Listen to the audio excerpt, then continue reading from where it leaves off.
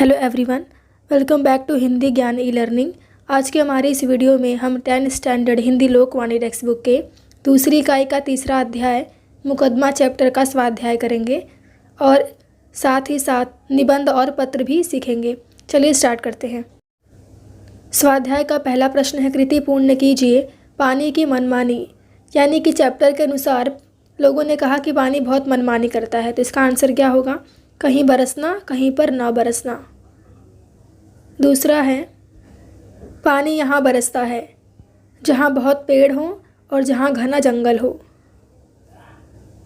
प्रश्न दूसरा है, उचित विकल्प चुनकर विधान पूर्ण कीजिए, हवा बदबूदार होने का क्या कारण है? इसका आंसर सेकंड वाला है कि हवा में कारखानों की गंदगी और गैसें होती हैं। दूसरा, हवा पर आरोप लगाया था कि हवा में खुशबू नहीं होती। तीसरा है, पानी अशुद्ध होने के क्या कारण हैं? इसमें पहला आएगा कि लोग अपने पशुओं को जोहड़ यानी कि तालाब में नहाने के लिए छोड़ देते हैं, गंदगी को तालाब में ही डाल देते हैं। गांव की गंदगी और शहर की गंदे नाली को पानी में छोड़ा जाता है। पशु अपनी गंदगी भी तालाब में छोड़ देते हैं। ये सब के कारण पानी जो है वह अशुद्ध हो गया है। अगला है, ऐसे प्रश्न तैयार कीजिए जिनके उत्तर निम्न शब्द हों। पहला है जोहड़, तो लोग अपने पशुओं को नहाने के लिए कहाँ छोड़ते थे? तो जोहड़। दूसरा, साफ सुथरे, नदी का पानी कैसा नहीं रहा? साफ सुथरा। अगला प्रश्न है, निम्नलिखित शब्दों के लिंग तथा वचन के अनुसार वर्गीकरण करना है। बहुत सारे शब्द दिए गए हैं, तो लिंग में जो जितने शब्द दिए गए हैं उनका स्त्रीलिंग और पुल्लिंग करना है, और जो वचन है उनका एक वचन और बहुवचन करना है। हमें आइडेंटिफाई करना है कौन सा वर्ड किस में जाएगा। स्त्रीलिंग यानी कि जितने भी फीमेल्स हैं उनके लिए क्या वर्ड यूज़ होते हैं, और पुल्लिंग यानी कि मेल के लिए। तो स्त्रीलिंग में क्या क्या आएगा? नदी, फसल और नाली। पुल्लिंग के लिए पंखा, कूड़ा, वृक्ष और गांव। एक वचन में आएगा बीमारी, आदत, आँख, मुकदमा। बहुवचन में शिकायतें, कारखाने, सदियाँ और गवाहें। ये सारे आंसर आएंगे बहुवचन में। अगला प्रश्न है, शब्द युग्म बनाइए। बहुत आसान होता है। जो शब्द हमेशा जुड़े रहते हैं वैसे शब्द, जैसे कि कूड़ा, कचरा, इधर उधर, गांव, शहर, घर द्वार, हवा पानी, सीधा साधा, साफ सुथरा, झाड़ और झंखाड़। ये इसके आंसर होंगे शब्द युग्म के अनुसार। अगला प्रश्न है, अभिव्यक्ति, बढ़ते प्रदूषण को रोकने के उपाय। इस पर अपने विचार लिखना है हमें। चलिए स्टार्ट करते हैं। आज के समय में प्रदूषण एक वैश्विक समस्या बन चुका है। इसने हमारे पृथ्वी को पूर्ण रूप से बदल कर रख दिया है और दिन रात पर्यावरण को क्षति पहुंचाते जा रहा है, जो कि हमारे जीवन को और भी ज़्यादा मुश्किल बनाता जा रहा है। कई तरह के जीव और प्रजातियां प्रदूषण के इन्हीं हानिकारक प्रभावों के कारण धीरे धीरे विलुप्त हो जाती हैं। फर्स्ट पैराग्राफ है जो प्रदूषण का इंट्रोडक्शन पार्ट रहेगा, और उससे क्या नुकसान है ये बताना है। और अगर आप चाहें तो प्रदूषण के प्रकारों को भी इसमें ऐड कर सकते हैं। जैसे कि प्रदूषण के प्रकार है वायु प्रदूषण। वायु प्रदूषण को सबसे खतरनाक प्रदूषण माना जाता है। इस प्रदूषण का मुख्य कारण उद्योगों और वाहनों से निकलने वाला धुआं है। दिन प्रतिदिन बढ़ते उद्योगों और वाहनों ने वायु प्रदूषण में काफ़ी वृद्धि कर दी है। अगला जो प्रकार है, दूसरा प्रकार है जल प्रदूषण। उद्योगों और घरों से निकलने वाले कचरा कई बार नदियों और दूसरे जल स्रोतों में मिल जाता है, जिससे यह उन्हें प्रदूषित कर देता है। एक समय साफ सुथरी और पवित्र माने जाने वाली हमारी नदियाँ आज कई तरह की बीमारियों का घर बन गई हैं, क्योंकि इनमें भारी मात्रा में प्लास्टिक पदार्थ, रासायनिक कचरा और दूसरे कई प्रकार के प्रदूषण मिल चुके हैं। तीसरा जो प्रकार है वह है भूमि प्रदूषण।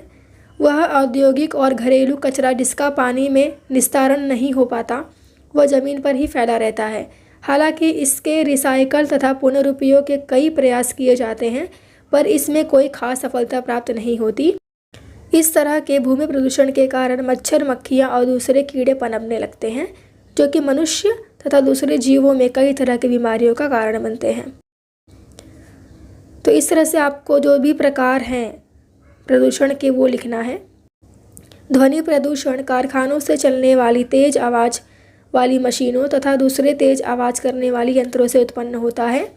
इसके साथ ही यह सड़क पर चलने वाली वाहन पटाखे फूटने के कारण उत्पन्न होने वाला आवाज़, लाउड स्पीकर से भी ध्वनि प्रदूषण में वृद्धि होती है। ध्वनि प्रदूषण मनुष्य में होने वाले मानसिक तनाव का मुख्य कारण बन जाता है। बढ़ता प्रदूषण वर्तमान समय की एक सबसे बड़ी समस्या है जो अत्याधुनिक और तकनीकी रूप से उत्पन्न समाज में तेजी से बढ़ रहा है। इस समस्या से समस्त विश्व अवगत तथा चिंतित है। प्रदूषण के कारण मनुष्य जिस पर्यावरण में रहा है वह दिन ब दिन खराब होता जा रहा है। कहीं अत्यधिक गर्मी सहन करनी पड़ रही है तो कहीं अत्यधिक ठंड है। इतना ही नहीं, समस्त जीवधारियों को विभिन्न प्रकार की बीमारियों का भी सामना करना पड़ रहा है। प्राकृतिक और उसका पर्यावरण अपने स्वभाव से शुद्ध, निर्मल तथा समस्त जीवधारियों के लिए स्वास्थ्यवर्धक होता है, परंतु किसी कारणवश यह सब कुछ दूषित हो चुका है और पर्यावरण में मौजूद समस्त जीवधारियों के लिए वह विभिन्न प्रकार की समस्याएं उत्पन्न करता रहा है। अगला पैराग्राफ है पर्यावरण प्रदूषण को रोकने के उपाय। इस समस्या पर यदि हम सब आज मंथन नहीं करेंगे तो प्राकृतिक संतुलन स्थापित करने के लिए स्वयं कोई भयंकर कदम उठाएगी और हम मनुष्यों को प्रदूषण का भयंकर परिणाम भुगतना होगा। प्रदूषण से बचने के लिए हमें अत्यधिक पेड़ लगाने होंगे। प्रकृति में मौजूद प्राकृतिक संसाधनों का अंधाधुंध दोहन करने से बचना होगा। हमें प्लास्टिक की चीज़ों के इस्तेमाल से परहेज करना होगा। कूड़े कचरे को इधर उधर नहीं फेंकना होगा। वर्षा के जल का संचय करते हुए भूमिगत जल को सुरक्षित करने का प्रयास करना होगा। पेट्रोल, डीजल, बिजली के अलावा हमें अन्य ऊर्जा के स्रोतों को भी ऊर्जा का विकल्प ढूंढने होंगे। सौर ऊर्जा व पवन ऊर्जा के प्रयोग पर बल देना होगा। अनावश्यक एवं अनुपयोगी ध्वनियों पर रोक लगानी होगी। तकनीक के क्षेत्र में नित नए प्रयोग व परीक्षण हो रहे हैं। हमें ऐसी तकनीक का विकास करना होगा जिससे यातायात के साधनों द्वारा प्रदूषण न फैले। सबसे अहम बात यह है कि हम मनुष्यों को अपनी पृथ्वी को बचाने के लिए सकारात्मक सोच रखनी होगी तथा निस्वार्थ होकर पर्यावरण प्रदूषण से बचने के लिए कार्य करना होगा। हमें मन में यह ध्येय करना है कि हम स्वयं अपने आप को, अपने परिवार को, देश को और इस पृथ्वी को सुरक्षित करना है। तो ये था पर्यावरण का उपाय। तो इस तरह से यह निबंध पूरा होता है। अगला जो प्रश्न है वह है भाषा बिंदु से मुहावरे है और उनका अर्थ लिखना है, वाक्य में प्रयोग करना है। इसमें पहला है कान। इसमें पहला क्या आएगा? कान ना देना, यानी कि ध्यान ना देना। पिताजी के बार बार समझाने पर भी रमेश ने उनकी बातों पे कान ना दिया। दूसरा होगा कानों पर जू ना रेंगना, यानी कि बिल्कुल भी ध्यान ना देना। पूरे साल पिताजी पूजा को समझाते रह गए कि पढ़ा करो, किंतु उसके कान पर जू तक ना रेंगे। दूसरा है नाक। इसमें क्या होगा? नाक में दम करना, यानी कि अत्यधिक तंग करना। इसमें क्या आ सकता है? कक्षा में नई शिक्षक को देखकर बच्चों ने उनकी नाक में दम कर दिया। दूसरा नाक कटना, यानी कि बेइज्जती होना। श्यामलाल के दोनों बेटों ने चोरी कर उनकी नाक कटा दी। तीसरा है सिर चढ़ाना, यानी कि अत्यधिक लाड करना। इसमें क्या आएगा? इकलौता बेटा होने के कारण रमेश की मां ने रमेश को सिर पर चढ़ा लिया था। दूसरा मुहावरा क्या होगा? सिर पर पांव रखकर भागना, यानी कि बहुत तेजी से भागना।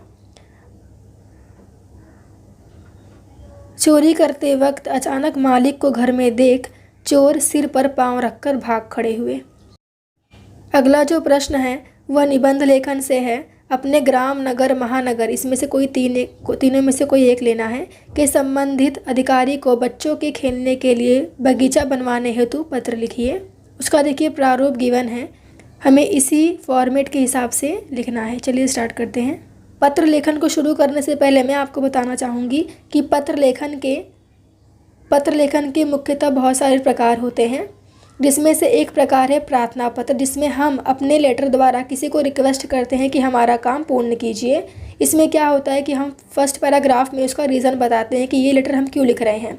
सेकंड में जो रिक्वेस्ट हम कर रहे हैं वो रिक्वेस्ट से क्या होगा ये बताना है। और लास्ट में एक लाइन लिखनी है कि मुझे उम्मीद है कि आप इसका मतलब ज़रूर इस पर विचार करेंगे, कष्ट के लिए क्षमा। इस तरह से लिखा जाता है प्रार्थना पत्र। देखिए यहाँ पर किस तरह लिखा है। फर्स्ट हमेशा डेट, सेकंड प्रति, उसके बाद जिसको लेटर लिख रहे हैं उनका एड्रेस। तो यहाँ पे लिखा है 10 जुलाई 2018, यानी कि आप आज का डेट लिख सकते हैं 5 अक्टूबर 2020। और जिस दिन एग्ज़ाम हो, अगर उस एग्ज़ाम में डेट दिया रहता है, अगर नहीं दिया है तो आप सेम एग्ज़ाम का डेट लिख सकते हैं। प्रति, माननीय महानगर अधिकारी, महानगर पालिका, दादर पूर्व, मुंबई 400043। विषय लिखना है आपको बच्चों के खेलने के लिए बगीचा बनवाने हेतु प्रार्थना पत्र। ये था इसका स्टार्टिंग पार्ट। अगले पैराग्राफ में लिखेंगे, माननीय महोदय, मैं कुमार अजय मेहता दादर पूर्व विभाग का निवासी हूँ। मैं आपको यह प्रार्थना पत्र लिख रहा हूँ क्योंकि हमारे विभाग में बच्चों के खेलने के लिए बगीचा नहीं है। देखिए इंट्रोडक्शन दिया गया है। अब अगला पैराग्राफ, हमारे विभाग में कुल मिलाकर 200 से अधिक बच्चे हैं। उनके खेलने के लिए पर्याप्त जगह नहीं है। यहाँ हर इमारत के बीच में खेलने के लिए पर्याप्त जगह नहीं है। यहाँ मैदान भी नहीं है, जिस कारण बच्चों को खेलने कूदने में बहुत दिक्कत हो रही है।